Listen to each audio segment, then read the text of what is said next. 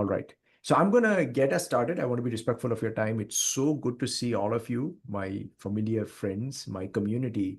Uh, and this has shown me the ability of using these platforms like LinkedIn and Meetup for good, that we can build a community across the world and across the country. So I'm so grateful. All right. Some housekeeping, same as last time. Session is recorded. Uh, if you have background noise, just mute yourself. If not, I'm completely cool with you unmuting so that you can talk without having to say, hey, you're muted, you're muted. Uh, yeah, if you can, you already turned the camera on. It just helps us connect with each other. If you need to turn it off for privacy or any other reason, that's fine. Um, Please be kind and curious and open. I know all of you, so I know that I can trust you to be this way. There's a reason I mentioned this here. I intentionally called Susan, who is not an agile coach, who is not involved in agile transformation. She's familiar with it. I have no doubt that she could be a fantastic agile coach. Uh, it's just that that's not her business right now. But I intentionally chose someone outside of our business because I want to learn from people in adjacent industries who are solving similar problems so that we don't just consider ideas from inside of our agile industry echo chamber.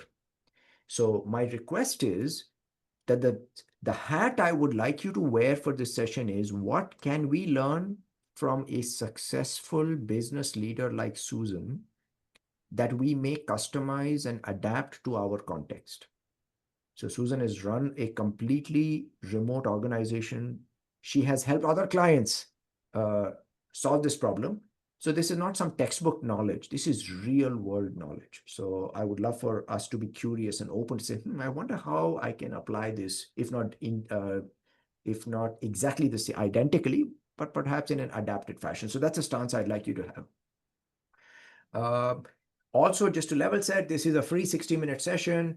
Not going to answer everything. Susan is open for business. If you want help, perhaps she might be open for a free 15-minute exploratory call. And if you need more help, uh, she has value to offer, and hire her. So there might be a free 15-minute call at Susan's discretion. So we might share a link at the end. And if her schedule permits, and then maybe you could take her up for a chemistry session. Okay.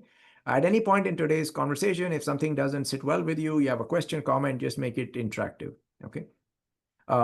Most of you know me, so I'm going to skip this part. Oh, here's Adrian.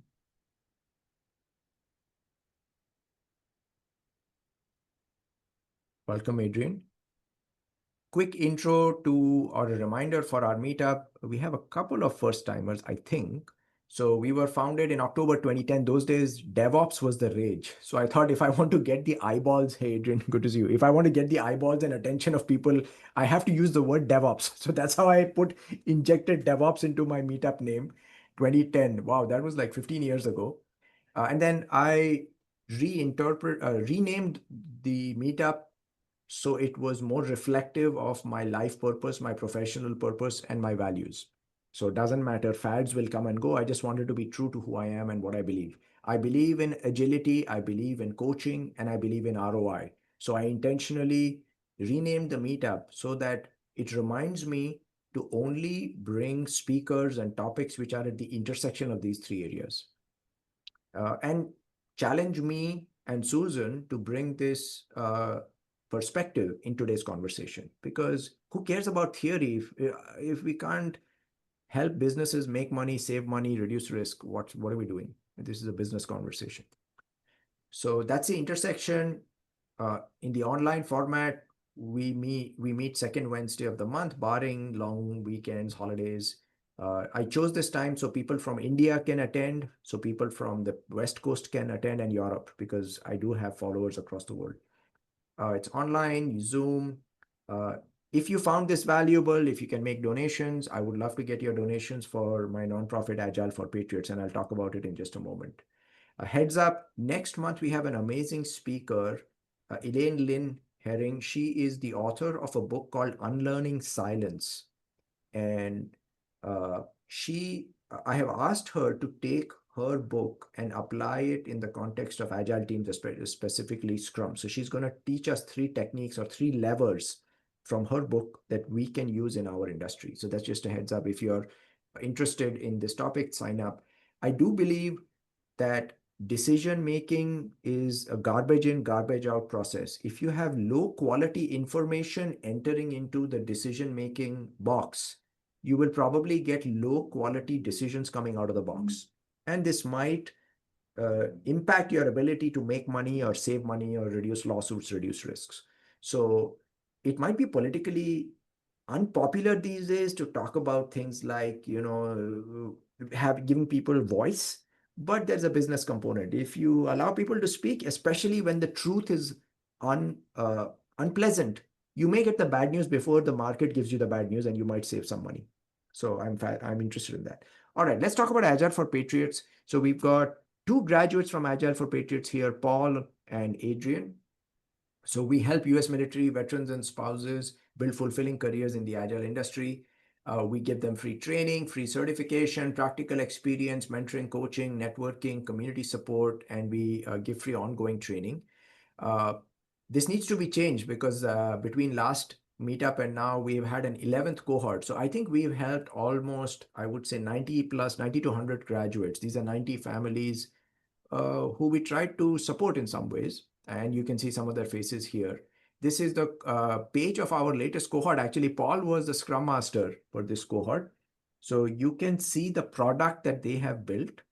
Our website is their portfolio. So when they go for a job interview and there are 300 applicants and the hiring manager says, well, what have you done lately? Or how are you different? Then our intent was that they can pull up the website where they can say, I learned the theory and I worked in a work from anywhere fully distributed team to apply the theory to build a simple product. So I can deliver in a high pressure situation. So you'll be taking less of a risk on me than you would if you just hired someone who has theoretical knowledge. So if you're curious, go to the website, see the amazing work they've done. And a bunch of them might be open for new opportunities. So these are the 10 people who just graduated. And you can see Paul here. So if you're curious, you can go to the website, you can see their profile on LinkedIn and have an exploratory conversation if you want a high-performing team member. How can you help? Spread the word about our nonprofit. We want to get as many eyeballs on the profiles of our graduates, get them lots of jobs. Like our LinkedIn page, share with your followers. If you happen to have free training, I would love for you to offer them to our graduates, internships, job opportunities, and you can also donate money. How will the money be used? We need to keep the website up and running for AWS. We are a fully volunteer organization. None of us gets a dime from any donation. We just pay, we use the donations to keep the website up and running. When we do cohorts, we use it to pay licensing for tools like Atlassian, Jira, Zoom, so on, and Calendly, and so on, background checks. So anyway, that's about us. If you find this session valuable, the best way you can express your thanks is to donate to Agile for Patriots. All right. My company, I help with Agile transformation. We have a 3-step engagement model. We'll start with the diagram. Then we offer training, coaching, consulting, and then we want to leave behind playbooks so that our clients can be self-sustaining. So the job of a good coach is to work themselves out of out of the job. So that's our job. And the way we do that is by leaving behind playbooks and skills and a mindset that will help you succeed long after we are gone. We focus on leadership development. Today's topic is probably more related to leadership development. How can executives build a high-performing, inspired remote organization or a hybrid organization? We help with product management, high-performing teams, and scaling. If you want to go from 1 team to 100 teams, I worked at 500 teams level, right? So I worked from 1 team to 500 teams. So this is our approach. We start with a diagnostic, and then based on your desires, we'll custom create a roadmap that includes training, coaching, consulting from our different service areas. I'm not going to bore you with this. This is boring stuff. Let's just move on. So I want to move on to, we are here to listen to Susan. And I want to tell you a little bit about where I met Susan. So I was really blessed. Susan and we met at a conference in Las Vegas where we had a fireside chat, and I've already forgotten the topic of the chat, but I think it was something related to remote workers. I don't know. But when I interacted with Susan, I just felt like, oh my God, I need my community to learn from Susan. And that's why I was so excited that she accepted my request to speak here. Uh, and I love the name CEO, Chaos Eradication Officer. And most of us who have been in the software development industry probably know if there's one thing there's no shortage of in our industry, it's chaos. So with that, I want to welcome Susan. And Susan, please join us, or rather introduce yourself, and thank you so much for accepting this invite. And tell us anything else that you would like us to know about you, and take away this conversation. Sure. Thanks so much for having me. I'm very glad to be here. It was a pleasure working with Ravi back in, when was it? February, March? Yeah. They they just threw us together. Like we met the week before we were supposed to do this panel together. So it was a quick get to know each other and plan something to talk to people in public on. So that was fun.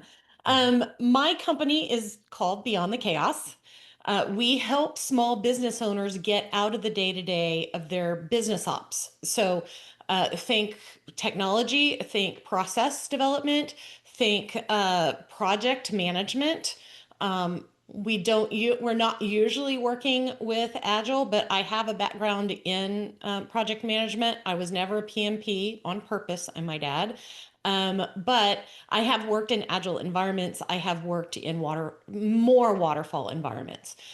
Most of our clients are I would say project based type clients. So service industries, trade and professional. Um, and they might deliver anything from a law case to a doula birthing a baby to a HVAC installation at somebody's home. So that range of clients, as long as they deliver a project, Right. which, as you can see, is defined very loosely in our case. I have a team of about 10 people. I founded Beyond the Chaos in 2016 after I had already worked virtually for 6 years. So I thought it was interesting, Ravi, that you formed this group about the same time I started working virtually. Yes. So um, when I founded Beyond the Chaos, one of the reasons I wanted it to be virtual is because I saw how brilliantly this worked at my last job. I didn't want to go back to work, and I wanted access to some of the best talent in Yes. the world. And Yes. if you got to make them come to your place Yeah. and you live in McKinney, Texas, like I do, Yeah. you don't have that many options right Mhm. down the street. So there we go. And plus, I just did not, I can't even imagine driving in traffic every day. What a waste of time. So here we are. That's really a short summary of what I do and my background. Very cool. So, thank you so much, Susan. And what I would like to do is, I would love to ask an opening question to all of you. Uh, Tell us in the chat window, tell us the context that would be most valuable for you to listen from. So, for example, uh, you came here to learn from Susan how we can build great teams with remote work from anywhere people. Uh, Tell us about your context. Are you in a company that's hiring mainly from the US, from around the world? Give us some context so Susan can laser focus her answers to deliver value. So that's question number one. What's your context? Second, what is the most important question that you would like to get answered so your time here was well spent? We do Okay. have your questions already. You don't have to re-enter them if you put them on the form. We do have those ready. Yes. So those of you who already entered the questions on Meetup, you need not, if your question is unchanged, you don't need to do it because Susan and I had a prep call before this. We've gone through all of your questions. It'd be So interesting too for those of you that, are remote, are you also hybrid? Do people come in the office sometimes? Are you hiring globally? What's the extent of the remote? Are some people in the office all the time and others are more gig workers that come in from time to time? okay. So Okay. we're seeing the answers come in. Thank you, Yafur.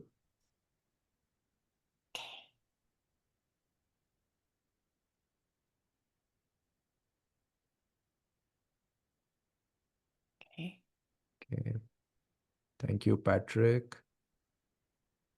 Right. Thank you, Paul. Thank you, Anu. I saw Adrian's, I think. Oh, not yet. All right. Okay, cool. This is a good range. All right. Thank you, Adrian. Okay. Oh, all right. So that context helps. Susan, any other opening questions or comments before I ask you my first question? No, I think we're good. Hit me. All right. So, what have you noticed as the biggest challenges that leaders have or organizations have in working with remote team members? I love this question because it's so interesting to see the issue over culture Mhm. come into play. So, one of the things I remember in 2020, after I had already been remote for 10 years, other than people saying, "Oh, have you heard of this new thing called Zoom?" And me going, totally not new, but thanks. Yes, I have. The thing that I heard from a lot of people that were forced into remote work was, "Oh, the culture's just awful. The culture's a disaster." And what I brought my perspective to that was, I think what is happening is that your culture is coming to light.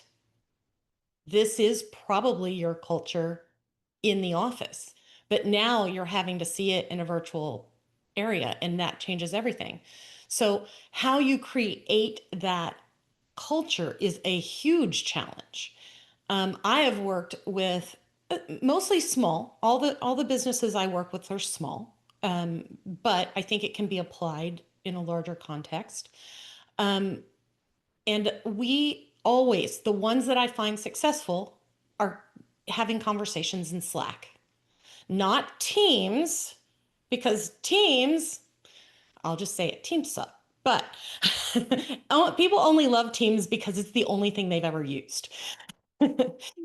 Slack lets you invite people that are not of the same email address, right? It's not as locked down. You can still lock down your channels, but it lets you invite more people easily, more easily. And I like the way that the structure and the channeling works so that you can categorize your conversations better. But I have worked with probably over the years 40 or 50 different organizations that work through Slack. And I've been part of those Slack groups. And I will tell you, just in their Slacks, I can tell the difference of their culture. How do they talk to each other? How are they interacting with each other? Are they asking fun questions? Are they trying to get to know each other? Do they share little silly stories, or is everything about work? Um, those types of things are what I can see painfully, obviously, right in front of me in a Slack channel. And so that is where the culture comes into play. And I think that that is the number one challenge that people have, is how do you bring those people together as a group? Now, if they're all employees, now there's also that difference too, right? Are we looking at gig workers that come in for one project and then they don't have anything to do for 3 months? Or are we working with full-time employees that are there all the time? Or part-time employees that might come and go? All of it needs to be addressed the same way, really. You want everyone to feel part of the organization. So, doing things like making it very clear what your value system is important. I will tell you one thing, and I'll show you. One thing I do to every team member that joins is I send them a framed picture. I don't know if y'all can see it, but it's on our website if you want to go read it. But it's our values. It's this is our mission, and these are our values. It's framed. It can go on their desk, so they're getting something that is more physical to put in their environment to remind them that they're part of a team. That's step number one. I think make people feel welcome. That's in the first week they get this shipped out to them. We're also constantly reinforcing those values. So whenever there's a meeting or whenever something, we get a great comment from a client, those things are shared publicly and they're shared in context of how it is reflective of our value system. One of our values is being freedom focused. And so this environment helps with that. But embedding that culture is so important. And I think that the people that have the biggest problem with it are people who don't understand how to measure the value a person brings other than I didn't see them sitting at their desk. Right? So the hours they put in become somewhat irrelevant. I mean, if you're billing by the hour, they need to enter time. But as long as they're taking care of clients, as long as they're doing their job, as long as they're making internal and external meetings, who cares if they go pick up their kids every day at 3 o'clock? Who cares if they're off from 3 to 8 because they're taking care of kids and then they work from 8 to midnight? It doesn't matter if they're getting the job done and the work is being done well. It does matter if the work is not being done well. And there are absolutely people who cannot work in a virtual environment. They have to be self-starters. They have to be motivated to do quality work all the time. And they have to be able to merge their personal and their professional lives in such a way that neither suffers. And that's a huge challenge, right? So if you're seeing people working and not getting offline, call them out on that. Tell them to shut it down. They don't need to be answering Slack messages, all but the sleeping hours. They don't need to be answering email all but the sleeping hours. But those things are truly important. And I think those are some of the biggest challenges I see. It's the culture and it's the how do I know if they're working? Okay, well, are they getting you your stuff? That's really what matters, right? So those are the two I see. Yeah. Have any of the rest of you, and I'll just pause for a second and ask you, have any of the rest of you experienced or seen other challenges in those areas?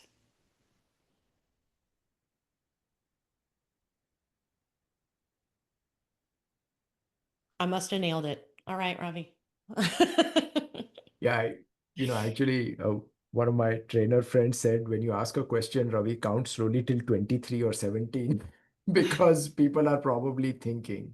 So it's a very powerful question. And I would also add to what Susan said, which of the things that Susan said resonated with you or caused some kind of a shift inside of you? Like, ooh, I think that's relevant. I'm curious.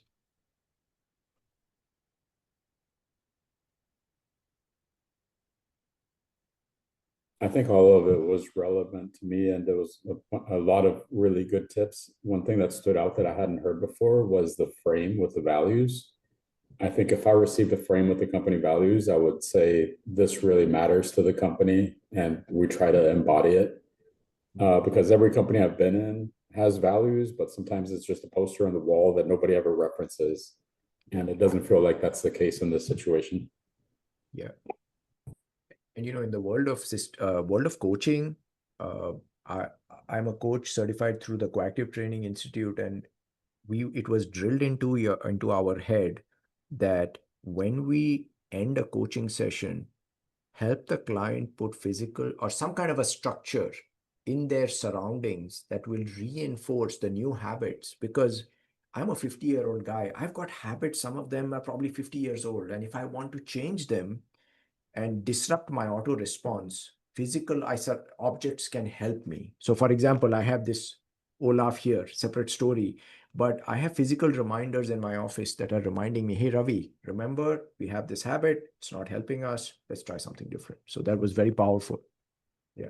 What else resonated with people before we go to the next question? Anything?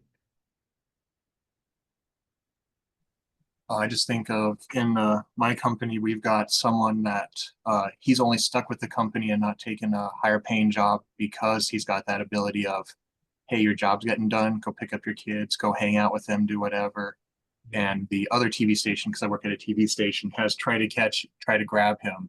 And he's like, no, because he may offer more, but my schedule's whatever. I get my job done and we're good to go. And then we've got our commercial guy that's the far opposite that also you hit on that he puts in 8 hours a day and then he goes home and puts in another 8 hours. And all of us, except for his manager, have been like, you need to stop this. And he's like, nope. And we're like, well, we're not your manager. We tried. So Yeah. There can be an imbalance. You know, I think that that's important to note, especially in small organizations. It's really hard to be able to offer great financial benefits. Maybe you can offer some personal time off, but maybe you can't afford to offer health insurance. You know, so those things balance when you are able to offer a completely priceless benefit, like work your own hours. Yeah. I'll briefly share my experience that I think mirrors a lot of Susan's experience. I don't want to restrict myself to people who live in Plano, Texas. And it violates my sense of self-determination that somebody should force me to walk or to drive to an office every day. I mean, I'm a purpose-driven person. If if I want to achieve my purpose and driving to office that day is aligned with the purpose, sure, I'll drive to the office. The intent is not to drive to the office, right? So I was like, why the heck should I build an organization where I'm forcing people to drive to a brick and mortar office? It's stupid. And the second is, why should I give up world-class talent just because they happen to live in a different zip code? I refuse to give up on world-class talent. And I'll tell you, I may not be a large company, but there are so many people who are excluded from the workforce who have so much to offer to the world, but they are being devalued just because they can't drive 1 hour, 2 hours, 3 hours twice a day. And they are so hungry. Somebody, please give me a chance. Give me a nice environment. I have value to offer to our society. So money is not everything. They feel seen, they feel heard, and they have purpose. So that mirrors Susan's experience. Okay, I'm Sure. gonna ask the next question. So, yes, Susan, in our line of work in the agile industry, the first line of our manifesto is individuals and interactions over processes and tools. And I feel that the first answer that you gave is so aligned with our individuals and interactions. It's human beings and human relations first. And at the same time, as you mentioned with Slack, process and tools cannot replace human relationships, but they can complement and support relationships. So what systems and processes would you recommend? What have you seen successful in your lived experience that we could take to our world? Well, I will start by saying I'm very much a process person. I actually wrote a book about it. It's All called right. Efficiency Amplified. Very cool. Um, the the importance of process and systems, if we're tying them together, I believe that defines our technology combined with our manner of work, our written, formalized method of moving through the work. So that's how I see systems and processes together in a business. The things that matter are one, how are we communicating? Slack being the mode I recommend. If you have to use Teams, but do something. And Slack is free, by the way, and I believe in using the free version because if you're trying to save information more than 90 days, you're not using Slack properly in the first place. Slack is a communication tool. It is not a project management tool. I know they're adding some features to it to make it seem more like that, but use a project management tool to manage your projects. Whether that be Jira, I'm betting a lot of you use Jira and Confluence. As a project manager, I don't like those tools as much. I feel like they need something else to see something more overall. Those work great for big projects and for software projects. If you're looking more of a big picture overall, what is everyone assigned to and what is due across everything today, you need a different tool. My favorite would be teamwork.com. We are partners of teamwork.com. If you are interested in subscribing to it, please reach out to me because we can get you a discount.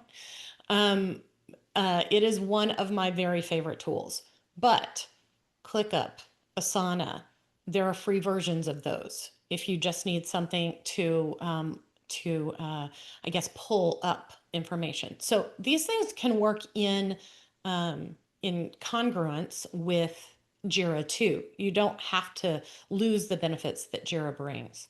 So those are awesome tools. But part of this is, what are the processes surrounding them? What are you requiring? What are the requirements of the team? And how are you sharing that intentionally? I might use the word intentionally a lot through this, because we were talking about culture. Every company has a culture, but did you really intend to make it that way, or that's just what happened, right? So the intentional approach, I mentioned that I make sure that when we get a client comment that we tie it to our values.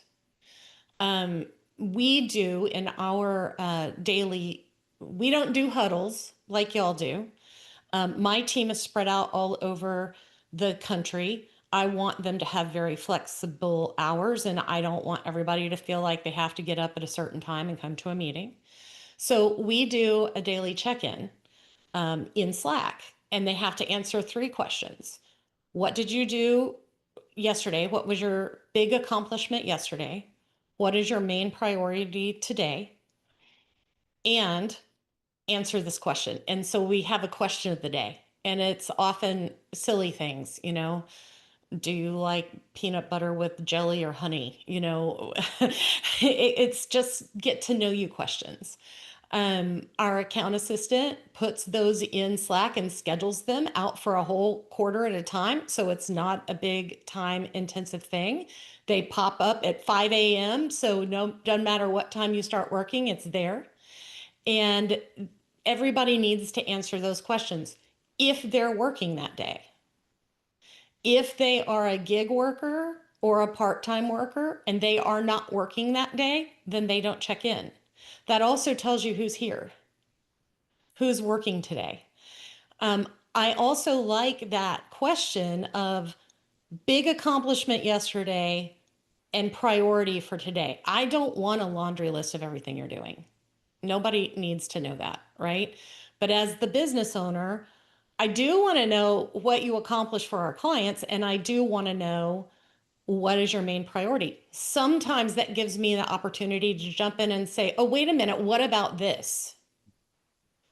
My team are mostly operational experts, so they usually have their priorities straight. But it's always nice also to hear something that they did for a client and to be able to ask a question. So I am then pulled in as an owner into our client projects and into their daily work more than I would probably be in an office. Because in an office, I would just sit in my CEO office, right? And maybe I would see them if they walked down the hall. If I walk in the kitchen, it's a different conversation than when they're just there by themselves. I want to see all that going on because I want to see that culture happening. So with those systems that you can put into place, there are also some other things that you can do virtually that help. When you're working with a virtual business, when you're working with virtual clients, when the clients don't see you interacting, how are you making sure that that communication is happening? So we have a process that at the end of every week, for every client, you send them basically a status meeting report. It's, what did we do for you this week? What's our priority next week? What's holding us up? And where are we on budget? That happens. The only time that doesn't happen is if they actually have a conference call status meeting with them every week, and then they cover those topics. But many of our clients, we might be on a long-term deal with them, and maybe we only talk to them once a month, which is fine, but they need to know that we're working even though we're not meeting. The other thing that we do is once a month, each team member is required to share in Slack the top 3 things that they accomplished for that client the last month. That email goes out from me, not from them. So the clients are also getting that touch from me, and I'm getting a summary of everything that happened. So now I have an idea of what's going on. And when that email comes out, it asks some good questions. What do you like that we're doing? What could we do better? What is your biggest issue right now? And do we always get an answer from a client? No. But the times we do, it can help us save a client. We have had those situations where it's like, we had no idea you felt this way. How can we fix it? Let's make sure that we're touching them, more. Maybe they need more phone conversations. Maybe, there are some things like that that you can put in place. So it's listening to the feedback, and it's making sure that you're getting it and you're not isolating yourself. So those are some of the systems and processes that we put around our work so that we know what's going on. Yeah. And what I like is you said intentional. Nature abhors a vacuum. So if either you will manage the culture or the culture will manage you. But what I loved is that what you said is perhaps when we went remote, we just saw a mirror and the mirror showed us the pre-existing culture, but it was just not that obvious. Uh, my other takeaway is I love how you can intentionally inject mischief and humor and humanity through the structure of the repeated questions. And that's something I struggled with because I've been given feedback. I did my Hogan assessment, and the feedback was, hey, you can be mischievous outside your work life, but work life is just like business, and maybe it's the culture, Indian culture or tech culture. So I love the fact that we can use structures like a scheduled Slack message, uh, and with skillful facilitation, how you can shape culture just through a skillfully designed question. So that is so easy and but so profound and deeply impactful. Um, I'm curious. I'd love to see if anyone has any thoughts about an idea that Susan shared that you want to think about trying out in your context. What resonated in terms of systems and structures and processes? I like the idea of the fun questions every day. I think I might try to do something like that. Maybe start out with like once a week or some other cadence as the team gets used to it. I think this year, like my teams have been so busy with work priorities that we lost a little bit of the sense of humor that we had in Slack. Like we used to share vacation photos and things like that, and that's not happening as much. So I think I'm going to be more deliberate to try to bring some of that back. Yeah. And Adrian, I'll tell you, remember, if you start to do that, if you're the leader, you have to do it. First time you're not doing it, you set in the tone that nobody else has to. So I answer the question every day. I do it every day. I also answer, if I'm working directly with a client, I do the 3 things and I share them in Slack. So you follow your own rules and share your own stuff. You want to share vacation photos, do yours too. Mm-hmm. The leader sets the tone. Leader sets the tone. Leader sets. Thank you so much. Very cool. And also the questions, what was your accomplishment? That does create positivity. That, yeah, I did accomplish something. And what did I do for my clients? That question tells people what we value here. Mm-hmm. So how a simple, short, skillfully designed question can tell people what matters here. It's beautiful. All right. Our question, I'll tell you this one, our question every Friday. So our Friday question is always, what are you grateful for? Gratitude. Beautiful. And we get some sometimes you learn some personal things, like somebody's going through a tough time with a parent or a child that you would not have known if you didn't ask that question. Yeah.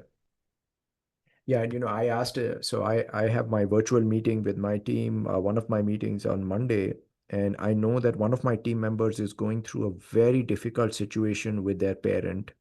And I give my team the choice to share as much or as little as they want. it is not my place to force them. It's my place to hold space for them. So their whole human being, their whole self is welcome, whatever you're going through. And she shared a passage from a book by Melody Beattie about what do you do when you feel a sense of overwhelm. And she said, this is all I want to share today. This passage spoke to me and I wanted to share it. So if we create the space, we see aspects of our colleagues that we may not have seen. Everybody's dealing with some challenge in their life. Mm-hmm. So thank you for that reminder, Susan. All right. Next question. The biggest fear in the tech industry is that I give people autonomy and I'll get screwed. So let's say I'm a manager. My management is turning the screws on me. Hey, we have generative AI. Your team is not productive. I'm going to fire the whole lot of you. I'll outsource you. And now I'm feeling my survival instinct is coming up that I'm being attacked, that my team is not productive. Now I don't know what to do. And now I say, okay, all of you guys are slacking off. And the only way I can exert control over my future is get all of you in the office, see that your butts are in the chair. So how do you, Susan, what advice do you have if there is a leader who is scared and feeling vulnerable that people are misusing the autonomy I gave them, I trusted them, but they are not loyal, they are not committed? How do we navigate that? Well, they might need to go, quite honestly. I mean, the working remotely is a privilege. And it has to be measured somehow. The outputs have to be measured. So it can be, are you making deadlines? Are you communicating well? So what are the KPIs that you're putting around whether this person is doing a great job or not? I have a client who has an employee who works fantastically on the days that he comes to the office. On the 2 days a week that he has granted him the freedom to work from home, his work goes downhill. So that is something that needs to be addressed. You either can't work here if you need those 2 days at home. You're going to have to perhaps get childcare support or whatever. I mean, I know we don't want to cross HR lines. I am not an HR expert, by the way, so know that. But you have to do something so that you can focus on your work at home if you're at home. Or you have to be in the office every day. Those conversations have to be had. It can be hard conversations, but just like any management role, you might have to have them. If you have processes and systems and policies and all those things in place, it's easy to approach the conversation from the standpoint of, I'm not seeing that our process is being fulfilled. Do we need to look, is something wrong with the process? Do we need to look at that together? That gives you a way in. You'll know real fast whether or not it is a process problem or it's a people problem. And if it's a people problem, you got the whole world to hire from, right? So if you're the manager that has been put on the spot in that situation, make sure that you are doing some of the things I'm asking my team to do for my clients. You can report back up. You can proactively tell them these are the things we accomplished this week without them asking, before they asked. These are the way we're meeting the KPIs you have set for our team. That way you're not working in an isolated environment. Now, some of the challenges I also that I've come to see are when you hire the part-time gig workers to be part of your team part of the time. So how do you keep them feeling more like the team and helping you meet those goals, right? Because they're not an employee. You can't tell them what to do. Now, it might be different if they're international, but in the US, if you hire a 1099, you can't set their hours. You can't give them incredibly detailed direction. They're supposed to come to you with the skill set to do the work. That's part of what makes them a 1099. There's 21 other things. So make sure you're also doing that legally if you're doing it, because it can come back and bite you. But there are ways to make them want to participate in your team without paying them even. So some suggestions might be a quarterly meeting of teaching or where there's learning opportunities. You're not going to pay them to come to the meeting. You encourage them to come to the meeting. You'd love to have the team together, but you're giving them something that benefits them. Some sort of learning that helps them maybe get more gigs with you, maybe get more gigs with other teams even. But if you're going through that process with them, they're going to feel really attached to you. You're also going to get to communicate with them more often. So you're going to know what's going on in their world. You're going to know, oh, yeah, that one's on a 3-month assignment. I can't use them for the next 3 months. So thank goodness I won't plan for that. Others, you'll be like, oh, they're really in desperate need of work. They don't have a current gig. You know, do I have something that I can give them? Can I bring them in? So having those conversations is also great.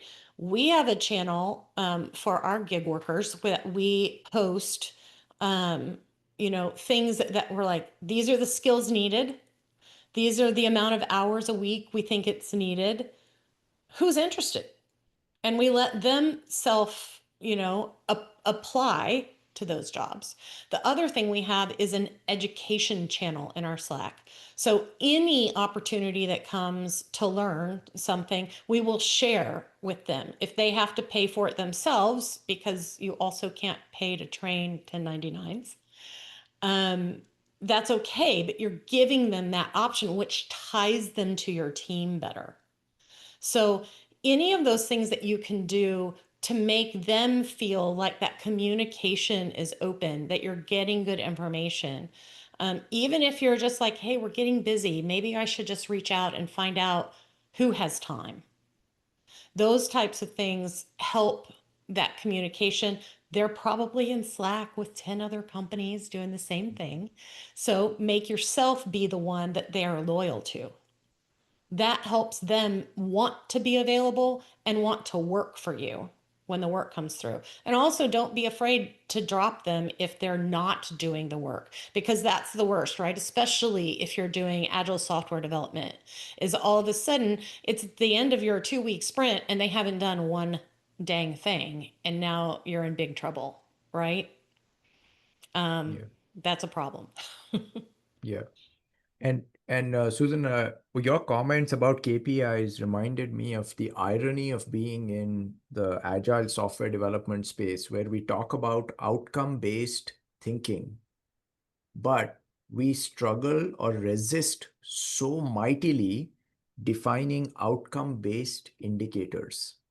And I feel like it's a cop-out or it's laziness on behalf of management, on the part of management, to say, instead of spending the time to create outcome-based KPIs, I'm going to have an activity-based KPI, which is how many hours is your butt in the chair?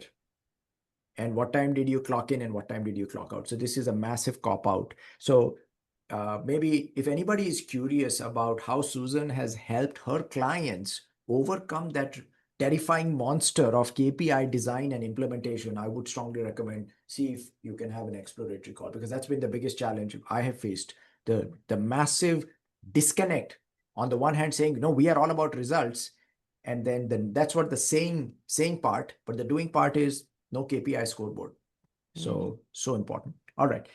Since we have I have 2 more important questions I want to ask Susan, and we don't have enough time. If anyone has a reflection or you want to ask a follow-up question, please speak up. Otherwise, I'm going to go to the next one. What have you seen as the single biggest mistake, Susan, that you would advise our listeners or our participants to watch out for when they are working with remote team members? This probably isn't going to be a surprise based on everything we've already talked about, but a lack of communication. You have to intentionally communicate with your team. So if you have to set your own KPI that is I will reach out to each team member and at least check in and say, how's it going? Once a week minimally, then do that. Making sure that you're also meeting with people in person. I think a lot of times people are like, oh, it'll manage itself. Nothing's going to manage itself. Y'all see how projects go when no management's involved, right? It's just utter chaos. It is the same thing if you're not meeting with the people. I see Anu saying the one-on-ones each month with their team help. Absolutely. We do one-on-ones with our full-time employees, and we even do quarterlies with our gig workers, so that we're staying in touch with them and helping them meet their own goals. So the lack of communication, that is absolutely the biggest mistake. And look, I answered it fast so we can get to the last one.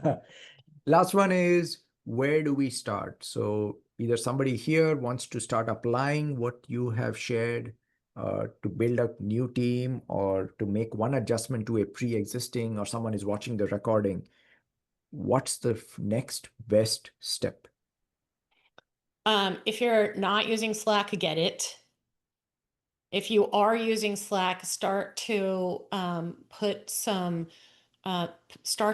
those KPIs on you as the leader of how you're going to intentionally build that culture. It starts with you. Very cool. And Susan, since I'm a metrics kind of person, is there a specific tool that you would recommend that your clients have found most helpful in KPI tracking, or an approach for KPI creation? So there is a new tool out called success.io or CO, one or the other, success.io or success.co. It's an EOS tool. It competes with 90. And so it does a pretty good job of tracking those, but you can do it in your project management tool. Just open a project that is about that. It doesn't give you a dashboard, but it'll give you, some things to check off against and to track.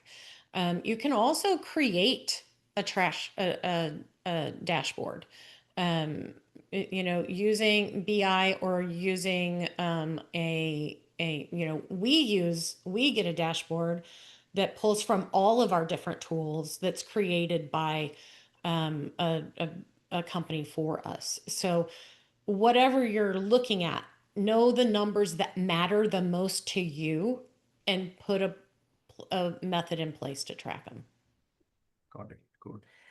Last few minutes, if anyone was curious to get your help with a problem, what would you recommend is the best way for them to contact you?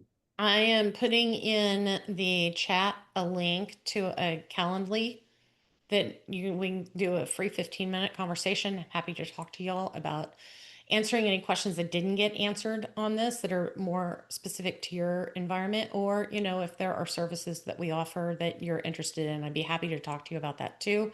You can see my website. I'll put that in here too. Beyondthechaos.biz. Hit that up if you have any other operational needs, and we'd be happy to help with that as well. Very Quick cool. question, Ravi. Yes, go ahead, Yafur. Hey, so Susan, apologize. You almost lost me with the Teams versus Slack discussion initially, but then you brought it around. So I have a question. So we moved. I mean, to just give you a quick, 30-second. We moved from a completely online, pre-COVID, to a completely offline remote team, and so the culture that we have, onboarding from hire to inspire. That's what got me wanting to come and attend the session. It was really short in the beginning because we have a great culture, team was all together. But now when we have that hire to inspire time frame, I see that vary anywhere between 6 months to even 2 years, where they are really passionate about or inspired about the team, right? We're all remote, we have special things. I mean, there's a cultural things that we have overcome with India, for returning moms. Those are great job opportunities. So they love the environment, but I wish I could shorten that inspired time frame? Is there some things that you could do to, and we are Scrum of Scrum, so we're like about 4 different Scrum teams. So I can't go and personally Yeah, all of them. to everybody. Yeah. Yeah. So yeah. First, I would look at your onboarding process, and I would make sure that you have touch points in there to do that. So, what are the intentional steps that you used to take in the office? It might be one-on-one meetings. It might have been pizza parties. You Yeah. can still have a pizza party. We did one for one of my clients. We It do, was and so we have this hard. remote opt. We have a once a year company outing where everybody comes in. So people who attend that company outing, the inspiration thing triggers right after Yeah. that mostly, but yeah, and it's hard. I will tell you that it's very interesting. I have people that work for me that I've never met in person, and I'm sure many of you do. Yeah, But when I do meet one of them in person, it doesn't feel different. It feels like I still knew him. It feels like we already had a connection. There's not, we love to hug each other's necks, but that's a good Texas phrase if y'all aren't from here. But we knew each other. yeah. We knew each other. So how are you intentionally getting to know that person and letting them know you? That's part of it. They have to be committed to the leader. And so that is opening yourself up and letting your own information and your own personality out into the world. Yeah. So great question. I'll share closing maybe thoughts, Yafur. Ken Schwaber says, ask the team. And in systems coaching, we are systems coaches are often asked to reflect a question back to the team because the team has more wisdom. So one thing that I do in my interviews is ask my potential team member, tell me a time when you were inspired. What sets your soul on fire? When did you feel seen? So the person is giving their own documentation. Hey, you know what? I was in this company, the manager or client or somebody did this. Man, I was on fire. Yeah. The second thing is ask the team, hey, be vulnerable. I want to reduce the time from hiring to inspiring. What ideas do you have? So, as a leader, it was such a relief for me when I was introduced to Scrum that I don't need to have all the answers. I just need to ask the right question. So, my advice to you is share this question with your team and be vulnerable, as Susan said. People don't get inspired by companies, people get inspired by human beings. Mm-hmm. Awesome. And anyway, closing. So thank you so much, Susan. I hope everybody this was helpful. It's so nice to get an outside business centric, outcome centric perspective. So we stopped drinking our own Kool-Aid. Thank you for everything you shared, Susan. If you found this useful, use the Calendly link. At the minimum, if you find it useful, brag about Susan on LinkedIn. It'll take 2 minutes. Share a brief post about what you learned and help us get more eyeballs because there are lots of businesses dealing with chaos who could benefit from a chaos eradication officer. So thank you. I hope you have a wonderful rest of your day and I hope to see you next month for Unlearning Silence on Scrum Teams. Thank you. Bye-bye. Thank y'all. It was great to meet you. Thank you. Bye.